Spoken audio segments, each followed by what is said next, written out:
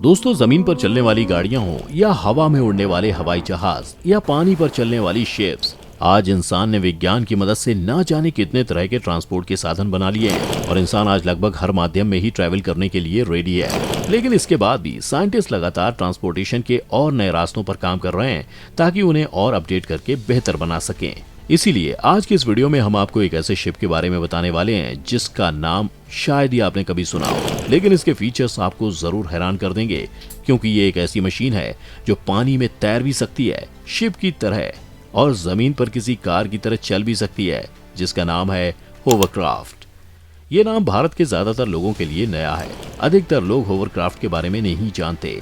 अब आखिर ये होवरक्राफ्ट क्या है? तो दरअसल ये एक अजीब तरह का व्हीकल है जो समुद्र में, पानी और समुद्र तट के साथ कीचड़ में भी चल सकता है, यानी ये मल्टीटास्कर है। अब अगर थोड़ा डिटेल में जाएं, तो होवरक्राफ्ट व्हीकल इस सेंचुरी के बाकी शानदार आविष्कारों में से एक है। इस व्हीकल का निर्माण एक इंग्लिश इंजीनियर CS कैक्रल ने 1953-54 में शुरू किया था और 6 साल की लगातार कड़ी मेहनत के बाद आखिरकार साल 1959-60 में उन्होंने इस माइंड ब्लोइंग व्हीकल को दुनिया के सामने पेश किया। इसके साथ साथ उन दिनों ऐसे ही व्हीकल के निर्माण में स्विट्जरलैंड के एक इन्वेंटर कार्ल वीलैंड भी लगे हुए थे और अमेरिका की कुछ कंपनियां भी ऐसे ही व्हीकल के डेवलपमेंट पर काम कर रही थीं। लेकिन होवरक्राफ्ट के इन्वेंशन का क्रेडिट ब्रिटेन के काकरेल को ही जाता है। इस व्हीकल को एयरक्राफ्ट और शिप के बीच का व्हीकल माना जाता है, यानी ये पानी और जमीन दोनों पर आसानी से चलाया जा सकता है। दरअसल काकरेल जहाज की उस रेसिस्टर प्रॉब्लम के हल की तलाश में थे जो शिप की सतह और पानी के बीच फ्रिक्शन से पैदा होती है। उस फ्रिक्शन या घर्षण से एनर्जी का बहुत बड़ा हिस्सा फिजूल में ही वेस्ट हो जाता है, जिससे शिप की स्पीड भी लिमिटेड हो जाती है। इसीलिए वो कुछ ऐसा बनाने की सोच रहे थे जिसके बेस पर जहाज को पानी की सरफेस से ऊपर उठाकर हवा पर चलाया जाए। अपने इस व्हीकल को साकार रूप देने के लिए उन्होंने एक ऐसा शिप बनाया जिसके नीचे बड़े बड़े पंखे लगे हुए थे और इन पंखों की मदद से वहां हवा का एक हाई प्रेशर वाला इनविजिबल गद्दा सा बन जाता था और हवा आसपास कई होल से बाहर निकलती रहती थी। अब इस तरह उन्होंने एक मचीला सा कवर अपने शिप के लिए बना लिया जिससे जहाज पानी, जमीन या बर्फ या किसी भी ऊंची नीची उबड़ खाबड़ जगह पर हवा के प्रेशर से लगभग 3-4 फुट ऊपर ही टंगा रहता था। लेकिन यहीं आपको बता दें कि इस पूरे प्रोसेस के लिए किसी सरफेस यानी कि पानी या जमीन का बेस होना जरूरी था। बिना बेस के ये ऊपर टंगा नहीं रह सकता, साथ ही ये बहुत ऊंचा भी नहीं उठ सकता था। इसी टेक्नोलॉजी पर 1959 में एक 4 टन भारी होवरक्राफ्ट की सक्सेसफुल टेस्टिंग की गई।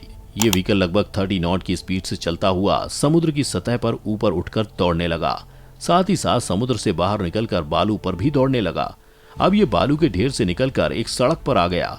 इस अजीबोगरीब व्हीकल को सभी सतहों पर समान तौर से दौड़ता देख लोग हैरान रह गए।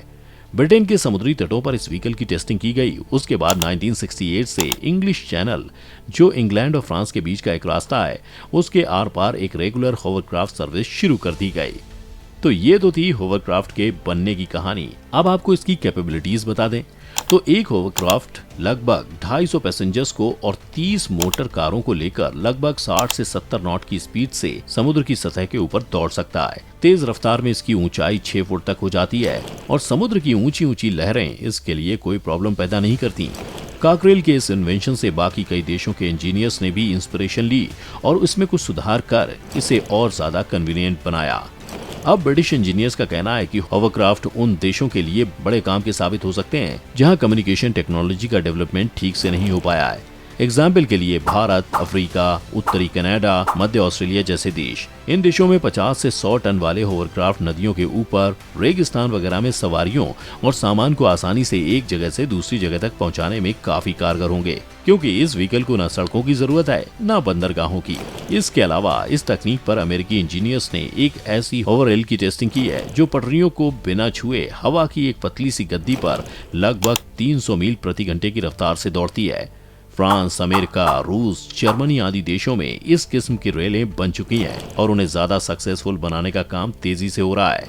अब आपको होवरक्राफ्ट की कीमत बता दें तो दोस्तों इसकी कीमत $58,000 से शुरू होती है, जिसे खरीदना आमतौर से थोड़ा मुश्किल है। लेकिन आपको बता दें कि आज के समय में भारतीय सेना के पास भी होवरक्राफ्ट हैं।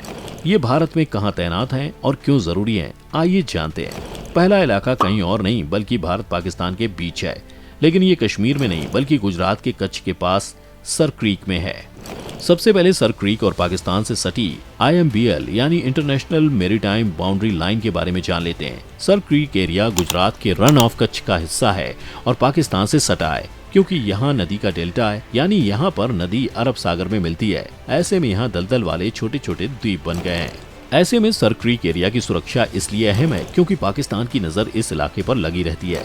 सर क्रीक एरिया को पाकिस्तान अपना बताता है। पाकिस्तान जानता है कि युद्ध करके वो इस इलाके को भारत से नहीं जीत सकता है। ऐसे में प्रॉक्सी वॉर के जरिए वो भारत को परेशान करना चाहता है। सर क्रीक की सिक्योरिटी इसलिए महत्वपूर्ण हो जाती है क्योंकि ये वीरान आइलैंड है और यहाँ कोई रिहायशी इलाका नहीं है और हथियारों की तस्करी की खबरें भी इसी इलाके से आती रहती हैं। ऐसे में होवरक्राफ्ट समंदर पर बेहद तेजी से दौड़ती है। गुजरात के जखाओ पोर्ट के बेहद करीब अरब सागर में होवरक्राफ्ट पेट्रोलिंग करती रहती है। इस होवरक्राफ्ट में 8 से 10 नौसैनिक तैनात रहते हैं। इसमें भी किसी एयरक्राफ्ट यानी विमान की तरह एक कॉकपिट होता है। कॉकपिट में कैप्टन के साथ एक को कैप्टन बैठता है जो डेल्टा वाले इलाके में गीली मिट्टी और रेत में भी नजर रखने में मदद करता है।